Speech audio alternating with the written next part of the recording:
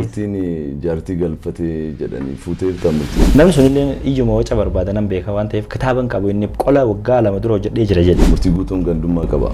Anjuhar namaan jaaladhuu fi kabajuudha bakki isaa qabus bakka biraati kanaaf gadi buusuun barbaadu. Waa'ee du'a qananiidhaan wal qabatee wanti beetu jira. Xinfanyaa Oromootu jira. Oromiyaa keessaa hin kutaa takka qannasa. Namoonni immoo dhugaa qananii gaafachuun akka waan cubbuu hojjechuutti ilaalan jiru. Yuyyaa ashamaa daawwattoota Isaam Show. Isaam Show torbee keenya eegganneetiin deebineetiin jira. Keessummaan keenya har'aa sooshaal miidiyaa irratti torbee kanaan akka ajaa'ibaatti wal dubbisiisaatiin jira. Keessummaan keenya har'aa eenyu isinitti fakkaata? Sooshaal miidiyaa keessattuu ammoo Feesbuukii irratti namoota miiliyonotaan beekamaadha. Ajandaa uumuudhaanis Oromoo keessatti nama gita hin qabne murtii guutoo affeerreetiin jira. Murtii guutoo waliin turtii bareedaa ni taasisna hanga xumuraatitti nu faana turaan akkuma baratame jaalalaa fi kabajaan onneerraa maddee isin gaafannaa turtii gaarii. Murtii guutoo anaaduuf baga nagaan na eedeessam akkam baga nagaadhaan dhufte waamicha keenya kabajee dhufuu keetitti hedduu galatoomisin jechuu jaalanna. Isinilleen sagantaa bareedaa kanarratti sagantaa ani irratti argamuudhaaf hawwu kanarratti yeroo keessan eeggattanii naaf yeroo keessaniif hedduu galatoomaan isin jaa siifi waa illaan kageetillee. Mee ajandaa torbee kanaatitti gadi irratti hin dhufna. Gaafiin kiyya jalqaba murtii guutoo maqaa kee sirriidha. Maquma kiyya kasirriiti. Paaspoortiinis waraqaan eenyummaanis isaan jira. Yaa maqaan kiyya dhalootarraa murtii guutoon turre eeguma nama guddaa ta'ee mana barumsaatti murtii guutoo kan baafadhee booda gara sitti jijjiirratti. Fedhima keetiin jijjiirratti. Kanaafuu maqaa keetii jechuudha. Kitaabicha eega barreessitee booda maqaa keetii irratti yaadonni garaagaraa ka'aatiin turan. Murtii guutoo immoo murtii guutoodha. Laal amma maqaan maal seete waa'ee maqaa kun gizee hedduu sila namni keenya waan hin hubanneef natti fakkaata malee annagaagarii ta'uu hin qabu. Waan wal nama falmeessu ta'uu hin qabu. Maaliif maqaa abba baafatee sitti himata. Ka inni sitti himate kanaan ati yaamta. Akkaan sitti himadhe. Maqaan kan kee Isaam yookaan Ismaa'il yoo ta'e maquma natti himattee si yaamuu qaba. Ismaa'il yoo jee si yaamuu hin qabu. Because siitu Ismaa'il jee natti himate. Amma murtii guutoo wanni jaamu hin jiru. Murtii guutoo akkami jaama? Murtii guutoo jechuun hiikni isaa nama murtii guute. Moggaasni maqaa kanaa amma fakkeenyaaf wellee takka tan artist Galaanaa Gaaromsaadhaa sirbi dhaggeeffattee jirta. Murtii guutoo hootu mirree danna bandachaaf leenca horree. Murtii guutoodha. Murtii guutoon kun bakka irraa itti moggee gaafa lola Minilik waraana ijoollee afran qalloo tan calee calanqoo irratti dhumatte santu maqaan isaanii maal ture murtii guutoo maaliif ta'e hin dandeessanii hin lolinaadhaa jaamanii turte ijoolleen tun. Murtii guutuudhaan itti seera. Isaan immoo lakkii lollee dhumuun wayya murtii guunnaa. Kanaaf maqaa akkamitti murtii guutoo jaaman duba isaan murtii guutu warra murtii guute. Kanaafuu murtii guutuu malee murtii guutoo laa abbaa amma namni keenya maal godhe? Kan qabatu. Dhagee listen. Murtii guutoo kana maqaan alaa murtii abbaan kiyya guuto waan ta'etti fudhatan noo akkasii miti maqaan kun maquma seenaa sani murtii guutoo waluma irratti maqaan abbaa kiyya Hassan Ibrahim yaan Hassan Ibrahim Musa Hussein Abdii Jaamii Muudee argan jedhaatanii. Yes so maqaan murtii guutoo kun maquma nama tokkooti jechuun maquma waraana saniiti. Qabeessa maqaa sanaatiin mootu waan jaalatteef kan kee godhatte. Yes murtii guutoo hajuu kuni akka kanatti barreeffama hin galleef namni hedduu. By the way namni keenya sidaran si beeka hoggaa jennu kanaaf. Namatu si jaran si beeka. Maaliif waa'ee keetti si himuu beekan. Ilmi namaa ammoo hagaatitti if garsiistee fi hagaatitti if himte qofa si beekuu danda'a. Waa'ee kan kee keessa keessiif rabbi qofaat beeka. Kan akkasittiin si ibsa.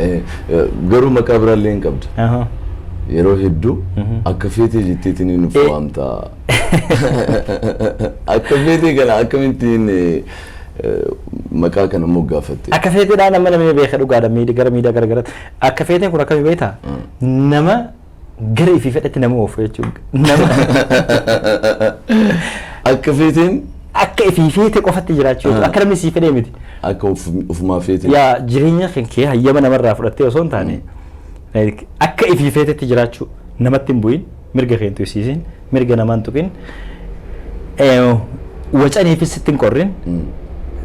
Baay'ee sidhaadaniifis sitti hin oo'in akka ifii feetetti jiraachuu jechuudha. Garuu murtii guutoon akka feetee jedheetiin kan maqaa ofiitti moggaafate maraataa waan ta'eef namoonni jedhan hin jiran. Maraataa jechuun maal jechuudha hiikkaan isaa jalqaba. Maraataa yaa jechuu bara. marataa jechuun marataa na wanni jaamun jiru marataa jechuun akka fedhe hunda taa jechuun nama ifayyama ofiitiin ifiif jiraatu jechuun bar marataa jechuun amma akka afaan oromoo loqoda naannoo keenyatti marataa yoo jenne waan marataa jechuun marataa wanni jaamun jiru si galeemi kanaafuu nama fuuleen ta'e jechuun kanaafuu maraatummaan keetullee omara koon qaba marataa ta'uu waan ta'e waan mara ta'uu danda'a yeroo hedduu akkuma beekamu gaa murtii guutoon kaafame social media keessattuu ammoo Facebook irratti ajandaa uumuudhaan beekamta. Wanti ani beekuu barbaadu ajandaa uumuudhaan faayidaan addaa yookiin maallaqni ati argattu jira. Irraa haasawame. Namni baay'een gaafa akkasii na gaafata. Laal isaam miidiyaa kanarratti yeroo boqonnaa keenya boqonna. Si galeemi? Bakki hojii keenya bakka biraa, sa'aatiin hojii keenya sa'a biraa. Namni keenya amma maal si godha beektaa? Ajandaa si kanneen gara dalagaa isaa deema. Gaafa dalagaa sana hojjetee yeroo laaqanaa bahu dhufee koomantii lallaalee biraa deema. Galgala gisee hojiirraa bahee bakka boqonnaa deebi'u buna isaa dhugaa nyaata laala malee ajandaa godhatee hojii asirraa hin qabu.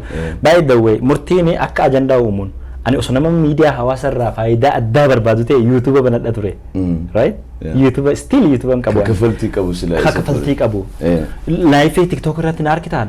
Taa'ee taap godha giiftii geema jinni inta badda yeroo wayii yaadate yoo teeriyaa wayii wajjin geemni nu qabame nan dide maaliif angalii miidiyaa hawaasarraa galu yoo eeggadde dalagaa gurgurdoo dalagachuu danda'u jechuudha namni shilingiif sumunii baree waan dalagatu jechuu hiyya saniif inni an dalagaan tiyya dalagaa dhuunfaatiin qaba hojjetatee jiraataadha namni hojjetee jiraachuu bare ammoo maallaqa xiqqaa kana hin eeggatu ammas yoo kana bartachin deemte garuu guddaan irratti sin barbaachisu so kana ugaan joo namoota san dalagan xiqqeessuu yookaan miira isaanii tuquu fedhe osoo hin ta'in namni ilaalcha kiyyaan ibsadhee so akkasitti akka naa hubattuun fedhe miidiyaan anaaf bakka itti bashannane amma xiqqeessaatiin dhufe maali gara nama guddummaattis deemuu jira bultii qabaata jireenya qabaata hojii teetii irratti biizii taata waan ta'eef xiqqeessaatiin dhufe garuu dirqamaan harkisanii gaafa gara ajandaatti si fidanis yaa akkuma isaan dhufanitti namni karaa streetaan si hojii deemu wajjuma deemtaa kaakee teeme akkanas hojii deemus akkasuma hojii deemu. Hojiimaan deemu. Social media irratti hin baasne keessaan garuu ani waa dhageera. Murtiin jaartii galfatee jedhanii fuuteerta murtii. Yaa jaartii gaafii kana sammuu irra deddeebi'anii torbee kana gaaftaa jaartii fuudheen jira jaartii amma jaartii takka hoggaa fuute fuunee jirra moo fuudheen jira. Fuudhee maa wanti keenya amma dura waliin fuunee turre ta waliin fuune sun miidiyaa hawaasarra dhufte. Tana ifiifin fuudhe jaartii murtiin jaartii fuudhe jechuun margalfatee jechuudhaan miidiyaa irra fidee jechuu miti. Taduraa sun miidiyaa irra waan dhufteef fuunee jechuu dandeenya jechuu kiyya namoonni hundaan manaas godhadha jireenya hankee kunis yaada akkasii kanata kunis yaada akkasii kanata kun akkana jaa tuni niin fuudhe jaartiidha sun jaartii miti jechuu kabaja isaanii xiqqeessuu barbaadee osoo hin taane rakkoo fi dogoggora miidiyaan hawaasaadhaa qabu si himuu fedheeti. Miidiyaa hawaasaa matuma keetiin fayyadamee yaada namoonni qoodan irratti yaada kan yaada atillee yaada namaa ilaalii bashannanii kanarraa kana fe jireenya kan kee eenyumtu achirratti murteessuu hin danda'u hin beektan. Haga ati if nama agarsiiste namni si beeka daangaa ati if nama agarsiiste. Mana amma miidiyaa irratti haga dandeessee gadda kan kee ibsatiin gammachuu tantee qofa namni si argu qofli taphadhu. Waan keetii siif rabbi beeka waan ta'eef yaa faamilii kan kee jireenya kan kee mana kan kee keessa hulaan ta'e bantee namni akka ofii beeku alaa lallabu jettee yeroo sanii fi mana kan kee keessa manuma keessa godhatta. Kanaafuu jireenya dhuunfaa social media irratti kan anarraa baradhaanu dargaggoota biraatiif dhaamsa kee. Wanti miidiyaa hawaasarraa kun ijji namas baay'ee jira. Ka gammadee silaa akkuma jiru. Ka aaree silaalu jira. Ka miira inaafatin silaalu jira namni adda adda waan ta'eef miidiyaan hawaasaa bakka itti waan akkasii qoodanii mitis jechuu barbaada. Maqaa siin gaafadhu garuu wanti si gaafachuu barbaadu jaartiin amma ati harkatteetuun akkuma kee akka feete immoo amala siif faallaa qabdi. Oh my god. Oh my god. Rabbi nama akka walii ibidda lama walitti fidu baay'ee ta'u. Ani ibidda uumama. No mana walirra gubuu jechuu barbaada. And then waan si himuu barbaadu keessaa. Jaartiin tiyya miidiyaa hawaasaa waan jaamu nama hin qabu. Really? Dhuguman siin jaabee. What? Yeah, I swear. Maali WhatsApp silkii directi. Even nama TikTok laaluun hin gammachiisne jiraame banachuu miti laaluun nama diblaayitiin akkana kun agartee jireenya diblaayitii kun jiraame. Wanniin ka khadhee si himu suuraa habba shankaatee bilbila keessaan qabdu. Na amanta? Imaan irratti cimtuudha. yaa imaan amantillee akkuma qabdu ta'ee kanaafi miti jireenyuma wanni kanaattu isiif nati yaa uummata akka ittiin fakkaanne nama waan akkasii kanarraa dantaan qabne jira. Biyya keessa immoo haala jirti. Amma biyya keessa jirti isiin dhaloota warra Haramaayaati. Harargeematti galtee jimmaa jettee lakkeeffoo jimmaa si eegaa turre gara Harargee deebitee jirta. Warra Haramaayaati biyya keessa jirti hajoof garuu bakka isiin jirtu istiillee lookeeshinii isa kanu. Deemee ilaala. Yeroo hedduu waa'ee Harargee kana cimsiteetiin naasooyita. Namoonni hedduun ammootu murtii guutuun gandummaa qabaa siin jedhan. Murtii guutuun gandummaa qabaa. Yaa gandummaa akka ajaa'ibatti hin qaban. Gandummaa jechuun yoo ganda ifii jaalatuun gandummaa ta'e irran deebi'aa amma durallee dubbadheen ture. Yoo ganda ifii jaalachuun gandummaa ta'e gandummaan hin qaba. Yoo ganda ifii kabajuun gandummaa ta'e gandummaan hin qaba. Yoo ka'umsa ofii bakka irraa kaate beekuun gandummaa ta'e namni hundi akka daawwatuuf namni hundi akka hubatuuf wanni dhaamuu barbaadu ganda ofii dhiisee dura namni ganda bakka biraa jaalatu sun namummaa miti. Ganda ofii jaalatee namni ganda namaa xiqqeessu ganda ofii jaalatee namni ganda namaa arrabsu sun maal jennaani gandummaa sun taani baalagummaa dubbadheen turellee irran deebi'a. Ganda kiyya jaaladhee ganda kiyya dhaaddadhee bakka dhaloota kiyyaa himadhee maatii kiyya himadhee bakka saniin boonuun kiyya gandummaa osoo hin taane kabajaaf jaalala bakka madda kiyyaa beekuudha. Bakka irraa kaan beekuu waan jaabu tokko jiraame yoo nin bal'isee si ibsu immoo ani yoo rabbiin qabeenya guddaa naa kanne qabeenya qabaadhee bakka wayii ga'e bakka natti dhadhadhe sanittiin bu'uuraalee misoomaa hojjechuuf yaala daandii bishaan mana barumsaa hospitaala mana barumsaa daa'immanii waan hunda godhu atilleen akkasuma jedhee yaada. Gandummaadha. Maaliif beekta ganda kee yaadachuu keeti gandummaa akkanatti ilaalletu dogoggora qaba malee akkana jeen ibsa. Gara ajandaa torbee kanaatitti haa dhufnume kitaabni qaxalee barreeffameetiin hin jira. Beeksisa eega jalqabdee booda feesbuukii guutumaan guututti feesbuukii guutumaan guututti qabatteetiin hin jirta. Fooloorri keetillee akka malee akka dabalaa ture siifi Alex poostii keessan irratti argeetiin hin jira. Kitaabni qaxalee barreeffamee xumuramuudhaaf yeroo hanga fudhateera isarraa kaanume. Yaa osoo yeroo kitaabni itti barreeffameetiin seenin dura wanni si ibsuu barbaadu maqaa na wajjin kakaaste hiriyaa kiyya Alex. As keessatti waan namni hedduun hin beekne tokkon si ibsuu barbaada. Maybe na birallee hin jiru bakka adda addaallee jirra ammaa fi garuu Alexiin namoonni baay'een akka itti nu beekan yeroo baay'ee miidiyaa kanarratti gizee ajandaa uumnu gizee wal lollu gizee maal jennu wal arrabsinu dhugaa soo beeta. Anaaf Alexi ni jiraami harki kun akkami dabaree wal dhiqaa adda adda baanee waan jiraachuu dandeenyu natti hin fakkaatu. Hiriyyaan qabda ammatti yoo naan jette hiriyyummaan xiyyaaf taa'ee faayidaa irratti hin hundoone wama kamiinuu waliin qabatu hin beektaa. Gaafa dura wal bara dhugumaa wal loluu turre nama kana gaafa walitti dhiyaannee waliin jiraattee ilaaltu dachiin tun akkami baaburri irra deemaa makiinaan irra deemti maal hin dadhabdi. Alex dachiidha jechuun dandeessa hin danda'a bakka amala hankee dandeessa hojii jiraachuu danda'a. Haga dandeetti obboleessa abbaa hiriyyaa waan hunda siitaa si gorsaa waan qabu si hojii qooddataa sooliin nyaatee dhugaa rakkattu si dirmataa agartee yaada keessa waliin qooddataa lakkii kun hin ta'u siin jalaa si galeeme gaafan kana jedhu waanuma hunda kiyya keessatti hiriyyaan ammatti annin qaba jee si himuu danda'u. Egaa haadha mana xiyyaati hiriyyaan kiyya Alex sanirraa kaafee akkuma beektu mo'ataadha mo'ataa tuna waliin jira namoota kana lameen irraa namuma kamirraa wajjin hin beekni beekta. Maaliif namoonni ammaa kun hiriyyummaa ammaa tanatu copha madaa hiriyyaa soba kan irraan fayyine hin jiraame hiriyyummaa ammaa tanatu faayidaa masa qabteedha irra hedduun. Nama kana ilaaltee haaluma nama keessa waliin jiraachaa deemtu umriin kee bulaa deemu waan iddoo adda baafachaa deemta waan ta'eef namoota akka gingilchaatti calaltee adda baafattee irra baay'ee isaa gannaitee haga keessaa hafe sanii jiraame sanii waliin jiraatta. Kanaafuu nama gingilchitee irraa hambifattee keessaa namoonni lamee adda adda Alex mo'ataa mucaan jedhamu xiqqaan beekame hiriyyaa kee haala deemu mo'ataa Abdulmajid isaa wajjin hiriyaadha kanuma si jechuu barbaada. Kan gara kitaabatti yeroo dhufnu ammoo agarteemi kitaaba guddaa akkaan jennu sanuyyuu seenaa namarratti nu hundoofne maalirratti nu hundoofne kitaaba xiinsammuuti. Kan ammoo yeroo hagam akka fudhatu tilmaamuun sin dhibu jeeti yaada. Kun kitaaba amma fakkeenyaaf torbee lama yookaan ji'a sadiitti yookaan ji'a shanitti waan barreeffamee dhumu miti.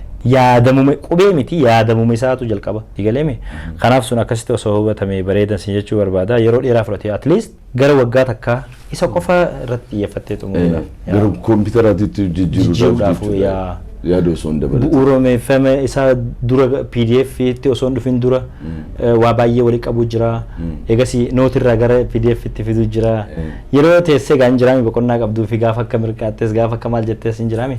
Walii qabdaa kana walii qabdee gara PDF fide PDF irra yaada namni sii kannu jiran mallee yaada namni sii kannu kanallee fudhatte amma fakkeenyaaf namni tokko tokko waan hunda namni siin jeef deebiin kanatu beektaa Ismaa'il. Waan namni siin jee hundaaf dhagaa namni darbe hunda deebiin kanatu. Atis lafa kaatee kitaaba kana barreessee jechuu dandeessa because yoo coverii isaa hojjettee jiraatte. Qaxalee jechi jedhu hiikamaan isaatu maal inni? Genius qara waa'ee nama qaroo waa'ee jiraami. Nama beekumsa qabu. Genius bakka nama waan bilchaataa yaa qaxalee akka afaan Oromootti amma kan jedhamu kun akkas jechuudha. Kanaafuu akkasitti hiikaa isaa haa fudhannu. Kitaaba kana eega baaftee booda wantoonni achi keessa jiran hanga tokko babbahaatiin hin turan. Gidduu sanitti ajandaa guddaa kan nume promotion illee ta'uu danda'a yookaan ammoo wanuma achi keessa jiru ta'uu danda'a. So akkamitti wanti sun achi keessa kan jirre shuuritti ni beekte jedhee yaada. Namni tokko gaafa gara inni fedhutti deemuu fi dirree fuullee si tuqeen ture bara. Gara ofii fedhetti si ofuu barbaada. Akka feetummaa nama kana dida. Gara namni ofii barbaadetti akka sin oofneef gara ofii feetetti akka deemtu jechuudha si galeeme. Wantoonni sun completely irra baay'ee waan achi keessa jiru miti. Irra baay'ee kan jirullee amma fakkeenyaa fi maqaa jijjiiraniiti kan godina shabaabaa agaramee maaliif yoo waan godhamuu danda'u bara. Amma teknooloojiin sadarkaa irra jirru bara sadarkaa ajaa'ibaati. Kanaaf namni keenya dhugaaf soba immoo addan baafatu irra baay'een keenya dheedhii mana daabboo yoo galchite hin qorredha miidiyaa hawaasaa kanarra kan jiru. Hin beektaame? So hin jarjaru addan baafatanii dhuguma itti fakkaata. Anis lafaa ka'ee uumee waan akkasii jechuun hin danda'a. Kanaafuu wanti alkallattiinis ta'u kallattiidhaan beeksisa godhaa jiru namni sun. Ega suuraa san buufatee shoppisan. Ega barreeffama san godhee itti yaadee waan san godhee jaalatus jibbus inni beekumsa wanti beeksisa godhaa jira. Saniifuu sun immoo si fayyadaara. Hedduu si fayyada malee namni maallaqa nuu kafaltee fi siin godhu bara. Beeksi baay'ee dawwee seenaa kitaaba Oromoo keessatti kitaabni akka qaxaleetti beeksifamee jiru. Maaliif kallattii lamaan la amma kitaabota warra siyaasaa fudhannee namni kun warra mootummaa jiru kan beeksisni itti jedhee kan gamana jiru gamana akkas jedhee itti dhaame kan eenyumtuu kan faallaa dhaabbatus kan jaalatus hundi ni beeksisa. Kun gaaja'ibaati. Kitaaba sana eega baastee booda namni biraa namni injiinar jedhamu kitaaba qaxalee jedhu barreesseetiin jira. Waggaa 2 dura 2023 akka lakkoofsa faranjootaatti barreessee jira jedhee gabbaase. Kitaaba san quba qabdaa. Qolaa san argeen jira. First of all dubbiin ta'e isaatu haa ture. By the way dubbiin teenya akka oowwa barbaaddu wanni hubachuu qabdu osuma inni dhufin duraa akkuma qaxaleen suuraa bareedduu takka hojii gadi beetti wanta deemaa ture hin beekta jedhee yaada. Sanarra dabree kan isaa kanatti dhufe inni maal fedhee waca uummatee innis amma nama san guyyaa lammaffaan arge. Guyyaa lammaffaan arge maqaan isaa qaxalee nama guutuu jedha. Kitaabni kun immoo kan itti poostee waggaa 2 dura edit isaa qabaatu adii sun beeku nam barbaadee riyaa kiyya mo'atatti bilbileen nama kana bilbilee isaa barbaadiin jedheen. Barbaadee tekstiin barreesseef naa deebisuu dide. Barbaadiin jedheen mo'ataan bilbilee isaa barbaadee naa kan nam bilbilee fi biroo matee dubbise. Akkam jirta injiinar nagaa keetii fayyaadha kitaaba qaxalee jedhamu kana yoom barreessiteen jedheen. Ani quba arkees hin beeku gabarras hin jiru osoon kana hundan godhin dura warra waldaa barreessitoota Oromiyaatti bilbile. Bilbileen gaafadhee kitaabni qaxalee jedhamu isin biratti galmeeffamee jira kana dura. Jiruunaan jira gabarra oolee eebbifamee jira eebbisa dhaitanii hin argine lakkii. Okay isa kana barbaadee eega kana amma kan lakkoofsa fudhadhee bilbileef. Bilbilee injiinar nagaa jirta fayyaadha murtii guutuun jaamaa mucaa kitaaba qaxalee sanii. Okay kitaaba qaxalee kana yoom barreessitee jedheen gaafadhe. Waggaa 2 duraa jedhe barreeffamee eebbifamee galmeeffamee warra Oromiyaa waldaa barreessitoota Oromiyaatti galmeeffamee jira. Kitaabni immoo gabarra oolee jira. Akkamitti copyright godhuu danda'a duuba namni si jalaa. Kitaabni kiyya hin oollee jee gabarra.